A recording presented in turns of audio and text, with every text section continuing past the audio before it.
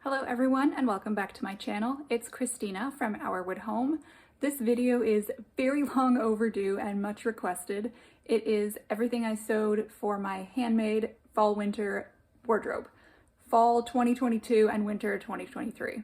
Yes, we are in January at the time of filming, so winter is hopefully almost over, but February tends to be pretty cold here where I live in Ontario, Canada, and we often get winter weather March and April as well. So let me show you the few pieces that I made for this season. I actually didn't make a lot because there weren't really things that I needed or wanted in my wardrobe, but when I came across certain fabrics, I knew what I wanted to make with those, so I did. I did actually buy a few pieces of clothing, which is not something I do on the regular, but I needed some plain long-sleeved tops, so I bought those, but those are not included in this video because I didn't sew them. But I just wanted to throw that out there. I did buy some new pieces. This top that I'm wearing is not new, it's quite old, but you will see this dress later in the video. This is the first thing that I'll show you.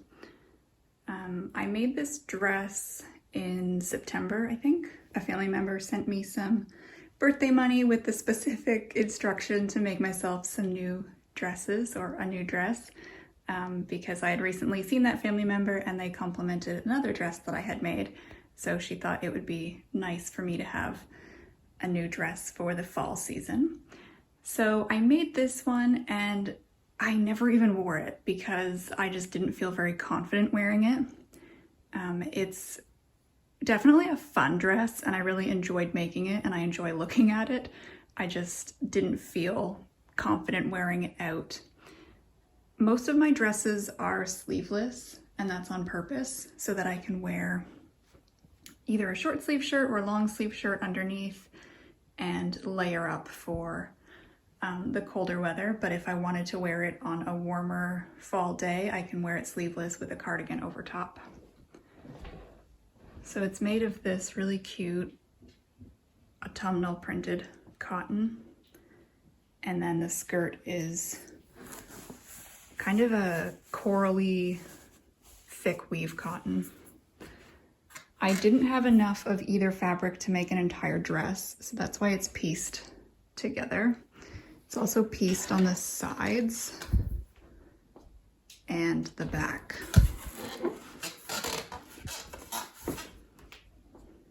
And I feel like I need to say my dress isn't crooked, it's the mannequin that's crooked.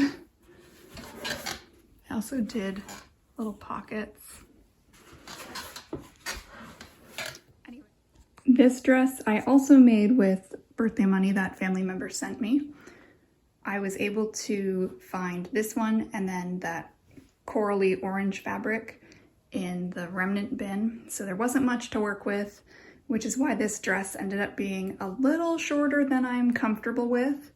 It's, I think, just at the knee or just above the knee. And just personal preference, I prefer all my dresses considerably below the knee, but this is okay because I wear it with thick tights or leggings in the winter anyways. So it's a reddish corduroy, and it's a thin corduroy and kind of stretchy. I went with a square, more square-ish neckline, and I'd originally made it a little too wide, so that's what these pleats are for. But I think it looks maybe intentional. And again, it's sleeveless just so that I can wear long sleeve tops underneath without all the bulk of this fabric as the sleeve. This dress looks pretty nondescript from a distance, but you can kind of see on the back there's a few little interesting things. Let me turn it around to the front again. I really wanted to make a dress with embroidered leaves. I don't know why, it was just something I got stuck in my head, so that's what I did for this one. I purposefully didn't do any leaves on the bodice because I just didn't want them there, so I focused on the skirt front and strategically on the back, and then I did a few leaves on the back of the bodice.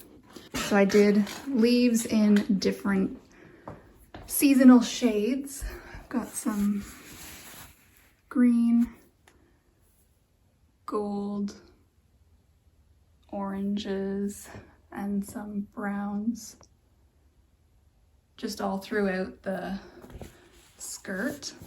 Not in any specific pattern, just wherever it looked good.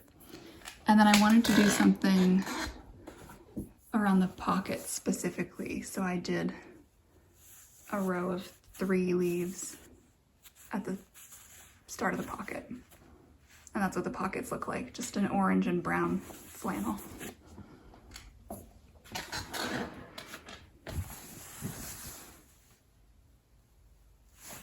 I'm really happy with how this turned out. I haven't worn it a lot. I did wear it a few times when it got a little bit cooler in the fall, because it is something that I do need to layer, but I like it. It's comfortable and I think it's really nice. And the color is nice too. This is the only skirt I made, and it's a purple wool.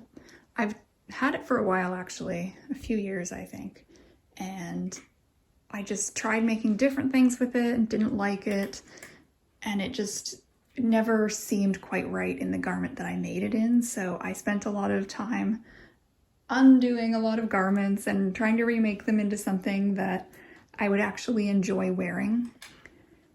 And I think I settled on this skirt. However, it is possibly one of the worst fabrics I have ever worn. My problem is that it just attracts so much pet hair and fluff. Like, look at this. It's a disaster. And this is after it's been washed.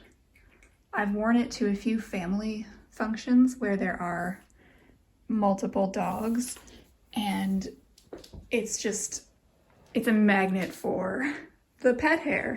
And I'm sure that there are laundry treatments I could do, but I don't use fabric softener, I don't use dryer sheets, so I just have to deal with the pet fur, I guess. But it is a really nice warm skirt, so I don't mind wearing it at home and getting it covered in pet fur.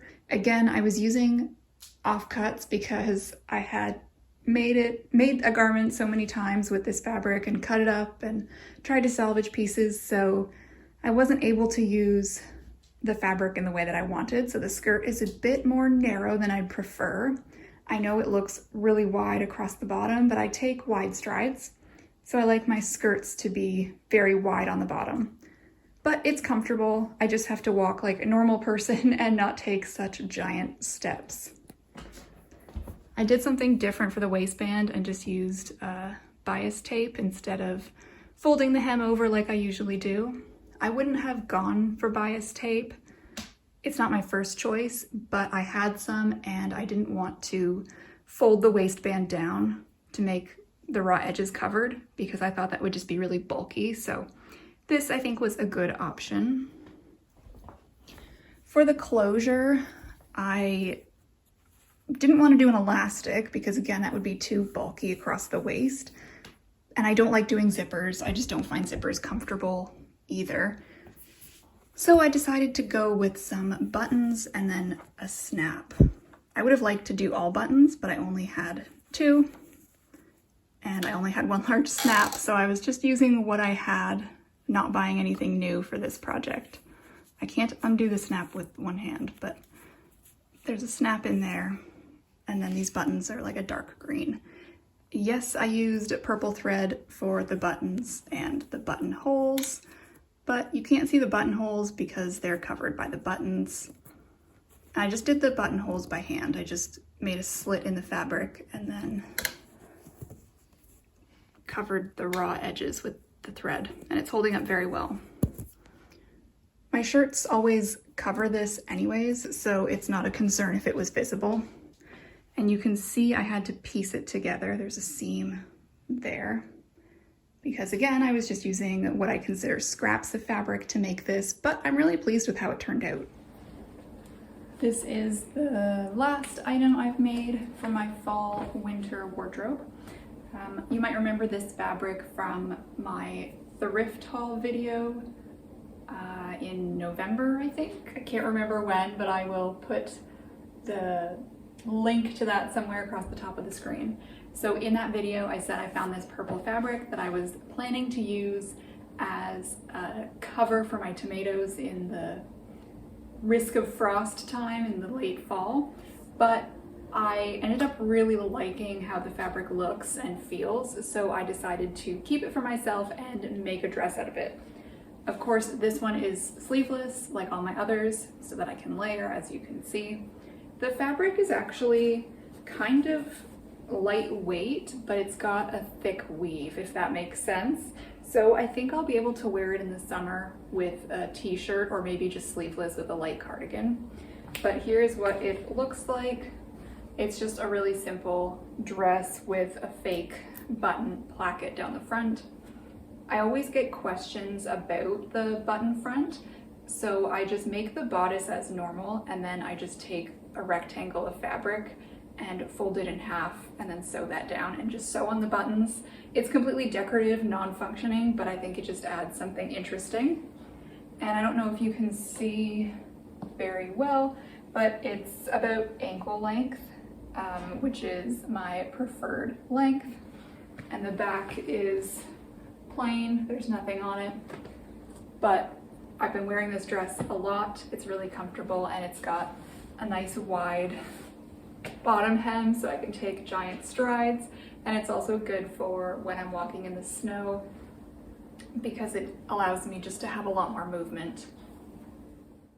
Thank you so much for watching this video. I hope that you found it interesting or enjoyable. I know a lot of you really like when I make sewing videos and tutorials, but to be honest, they are so much work to film, just trying to get camera angles right and making sure I'm staying on top of the battery for my camera and that everything has a full charge. So I don't make a lot of sewing tutorials. Also, everything I make is pretty much the same few styles, so that would be very, very repetitive, which is why I don't tend to make sewing videos. I have some from a couple years ago, I think, where I do show you the things that I make. So if you'd like to see those videos, I will link the sewing playlist at the end of this video. So you can check out all of my sewing videos that are here on my channel. If you like what you see here, I hope that you consider subscribing and give this video a thumbs up, comment. If you do subscribe, make sure you turn on those notifications so that you don't miss when I post a video. Again, thank you so much for watching and have a great rest of your day.